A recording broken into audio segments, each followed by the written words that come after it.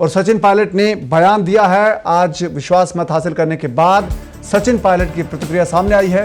सदन में लगा सभी अटकलों पर विराम, ये सचिन पायलट ने कहा है।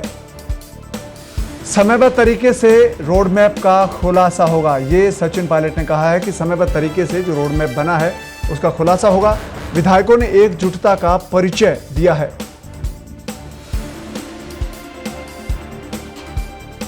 सीट बदलना मायने नहीं रखता, सदन में जो सीट बदली गई थी सचिन पायलट की, उस पर कहा कि सीट बदलना विधानसभा में मायने नहीं रखता, हमारी चिंता हम करेंगे, भाजपा ना करे, ये सचिन पायलट ने स्पष्ट तौर पर कहा। सचिन पायलट ने बयान दिया है, प्रतिक्रिया दी है। विश्वास मत अशोक गहलोत सरकार ने हासिल कर लिया है और उसके बाद सचिन पायलट मीडिया से रूबरू हुए और उन्होंने कहा कि सदन में सभी अटकलों पर विराम लग गया है और समयबद्ध तरीके से रोड मैप का खुलासा होगा, यह भी सचिन पायलट ने कहा है।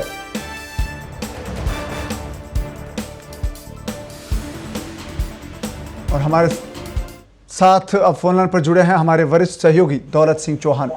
दौलत जी, आज सदन में विश्वास मत सरकार ने हासिल कर लिया है और आज की क्या खास बातें रही सदन में आपके हिसाब से? मुझे ये लगता है कि पहली बार एक ऐसा विश्वास मत पेश हुआ है जी, जिस पे बहुत अल्पकालिक चर्चा हुई जी, बहुत ज्यादा लोगों को बोलने का मौका नहीं दिया गया, जबकि ये महत्वपूर्ण इस लिहाज से थी कि ये जो इतना 1 महीने तक विवाद चला, सरकार बाड़े में बंद रही, विपक्ष पे आरोप लगा कि वो सरकार गिराने की कोशिश कर रहे हैं, सरकार से नाराज होकर के जो विधायक मानेसर में जाके बैठे हुए तो वो वापस लौट के आके कह रहे हैं कि हमारा तो पार्टी का मामला था, भारतीय जनता पार्टी। तो ये सारा मसला जो था ना, ये कहीं ना कहीं इतना उलझ गया था। आज की पूरी कार्रवाई में ये जो कुछ हुआ वो क्यों हुआ, उसका कोई खुलासा किसी की तरफ से नहीं किया गया जी। हर पक्ष ने अपनी अपनी बात रखी, चाहे वो सरकार की तरफ से बोले हो, चाहे वो इनकी तरफ से बोले हो, भारतीय जनता पार्टी की तरफ से, या खुद सचिन पायलट बोले हो। सबने, मुझे लगता है कि अभी ये इनका एकमात्र एजेंडा था कि एक बार सरकार अपना जो है ये बहुमत साबित कर ले फ्लोर पर, ताकि उसके बाद में, अब मेरे को लगता है कि अब सरकार ने बहुमत साबित कर लिया। बहुत एक ये सामान्य सी प्रक्रिया में सारा कुछ हुआ, इसमें कोई खास बात नहीं थी। जो आरोप लगे उनके प्रति वापस जवाब दिया गया, एक दूसरे पर तंज किए गए, लेकिन हकीकत ये है कि अब ये जो कुछ खत्म हुआ है, यहाँ से एक नई शुरुआत होने वाली है जी। अब ये बड़ा सवाल आएगा कि जो विधायक नाराज होकर के गए थे या सचिन पायलट जो नाराज होकर के गए थे, कांग्रेस पार्टी अब उनके साथ क्या करने जा रही है जी। क्या उनको मान सम्मान देगी, क्या पद देगी, क्या अशोक गहलोत और सचिन पायलट राजस्थान में रहेंगे या एक इनमें से कोई सेंटर में जाएगा या इन दोनों की जगह तीसरा कोई मुख्यमंत्री बनेगा। ये सारे सवाल जो है अब आज से इन पर मंथन शुरू होगा और कहीं ना कहीं मुझे लगता है कि क्योंकि एक बात बहुत स्पष्ट रूप से सामने आई है कि ये जो कुछ भी हुआ इसमें कोरोना से पीड़ित जो लोग हैं उनको जो तकलीफ हुई है उसको कम से कम इस सरकार ने महसूस किया है और विपक्ष के लोग भी जो बोले उन्होंने भी इस बात को महसूस किया।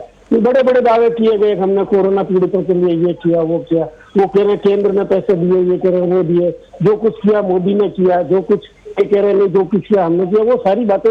लेकिन हकीकत ये है कि कोरोना पीड़ितों की दशा इस बाड़ाबंदी के दौरान बिगड़ी और उनकी पीड़ितों की संख्या बढ़ी है। जो हम बहुत अच्छी स्थिति में था राजस्थान, प्रवासियों के राजस्थान में आने के बाद भी हालात उतने नहीं बिगड़े थे जितने आज बिगड़ गए हैं। अब आज भी मुख्यमंत्री ने अपील की है विपक्ष से कि पहले भी हमने सब ने मिलकर के कोरोना पे लड़ाई में एकजुटता दिखाई थी, आगे भी दिखाएंगे। तो हमारी तो यही है कि ये जो पॉलिटिकली जो कुछ चल रहा है, इंटरनल है या एक्सटर्नल है, इनका ये जाने, लेकिन जनता को जो समस्याएं सामने आ रही है, किसानों को जो समस्याएं सामने आ रही है, भारी बारिश से आम जनता को जो मतलब जन प्लावन की स्थिति का सामना करना पड़ा है, उसमें कहीं न कहीं मुझे लगता है सरकार को गंभीर होकर के प्रयास करने चाहिए और ये एहसास कराना चाहिए सरकार जनता की सेवा के लिए है। 1 महीने से जनता में ये मैसेज जा रहा था कि सरकार जनता की सेवा के लिए नहीं, सरकार अपनी जो कुर्सी बचाने के लिए सभी लोग लगे हुए, अपनी अपनी महत्वाकांक्षाओं की रक्षा के लिए सभी लोग लगे हुए।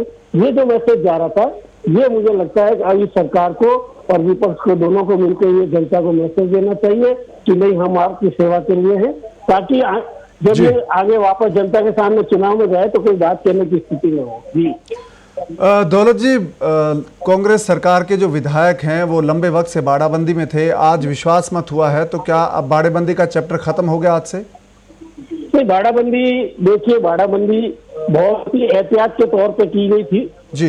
कहने के भाजपा बार बार ये कह रही थी हमारा तो कोई सरकार गिराने का विचार ही नहीं, लेकिन अंदर के अंदर क्या हो रहा था ये सब जानते हैं। अब बाड़ाबंदी का कोई लॉजिक नहीं, 6 महीने के लिए ये सरकार पूरी तरह सुरक्षित हो गई है।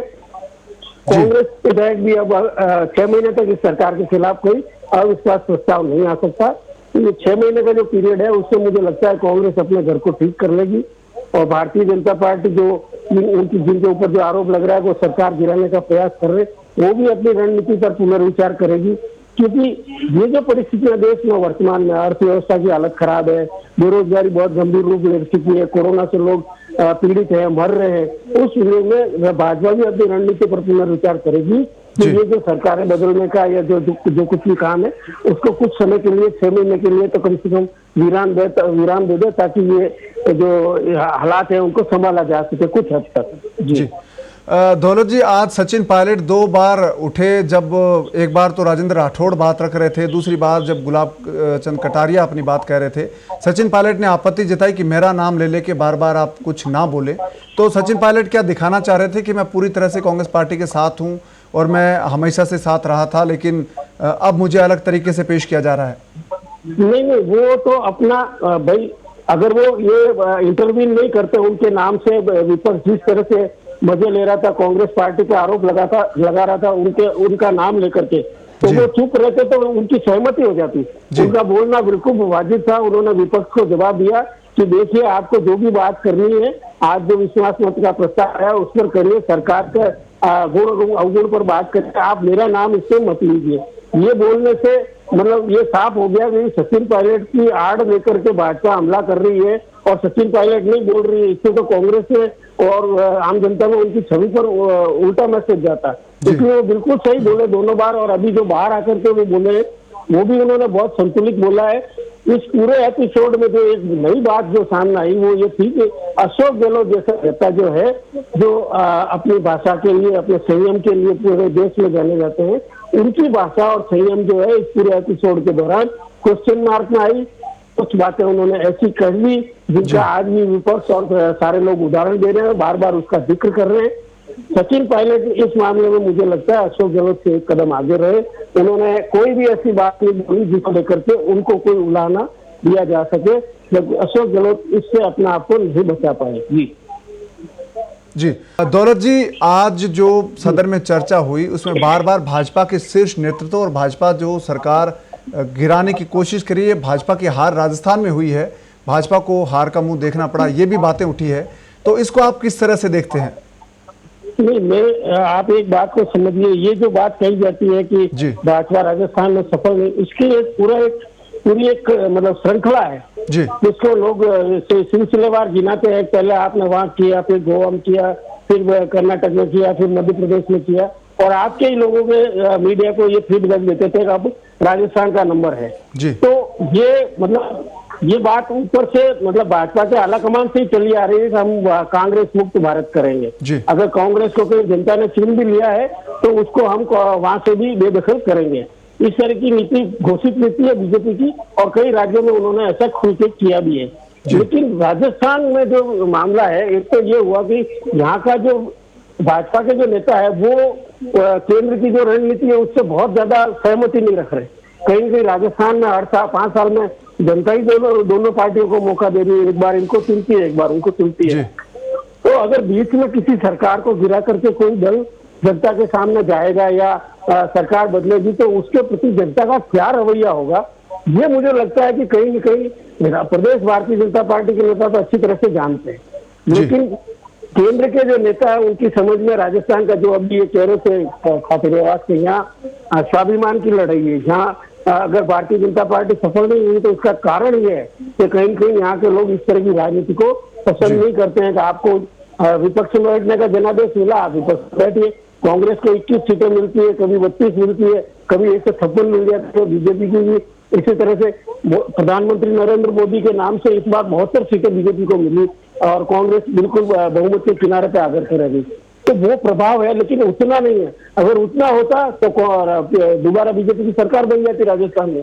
इसलिए भाजपा के जो केंद्रीय नेतृत्व है और राज्य का नेतृत्व है, उनकी सोच में कहीं कहीं फर्क है, जिसकी वजह से भी ये इनका जो ऑपरेशन लोटस ये कहते हैं वो राजस्थान में विफल होगा। जी दौलत जी, मुख्यमंत्री अशोक गहलोत ने जो अपनी बात थी, भाषण था, वो इस बात पर खत्म किया कि काफिला इसलिए लुटा कि रहबर भी मिला हुआ था।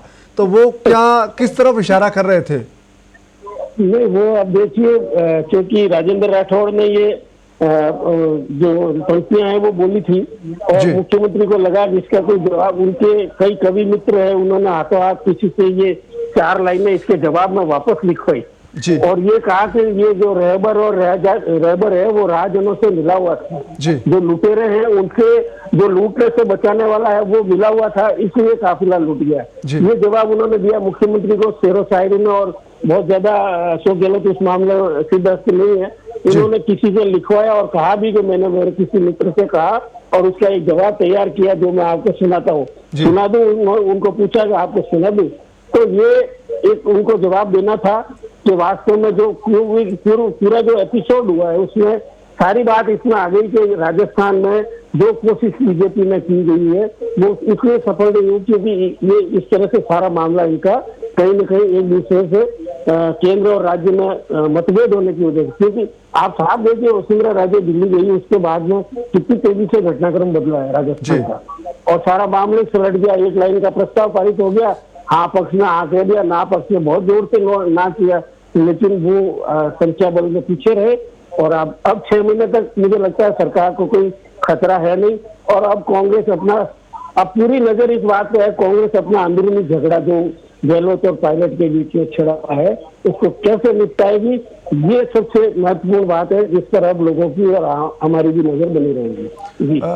धन्यवाद दौलत जी, आप हमारे साथ जुड़े, अपनी बात रखी।